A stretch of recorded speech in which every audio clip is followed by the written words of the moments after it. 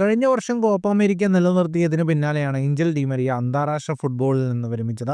അർജന്റീനയ്ക്കായി 145 മത്സരങ്ങളിൽ ബൂട്ടണിഞ്ഞ താരം 31 ഗോളുകൾ നേടുകയും 32 ഗോളുകൾക്ക് അവസരമൊരുക്കുകയും ചെയ്തു.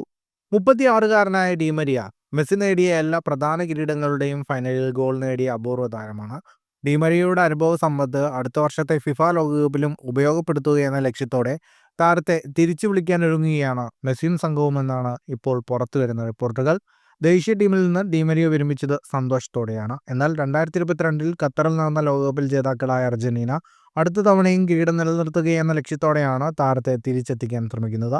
2024-25 സീസണിൽ പോർച്ചുഗീസ് ക്ലബ്ബായ ബെൻഫിക്കയ്ക്ക് വേണ്ടി 25 മത്സരങ്ങളിലാണ് ഡി മരിയ കളിച്ചത്. ഇതിൽ 13 ഗോളുകൾ നേടിയ താരം 6 അസിസ്റ്റും സ്വന്തമാക്കി. ബെൻഫിക്കയുമായുള്ള കരാർ അവസാനിക്കാനിരിക്കെ ഡി മരിയയുടെ ഭാവി പരിപാടി എന്താണെന്നത് വ്യക്തമല്ല. സഹതാരങ്ങൾ ഡി മരിയ തിരിച്ചുവരാൻ ആഗ്രഹിക്കുമ്പോൾ Argentina team manager Lionel Scaloni ഇക്കാര്യത്തിൽ ഇതുവരെ പ്രതികരിക്കാൻ തയ്യാറായിട്ടില്ല. എന്നാൽ വാർത്ത അർജന്റീന ആരാധകർക്ക് ആവേശം പകർന്നിരിക്കുകയാണ്.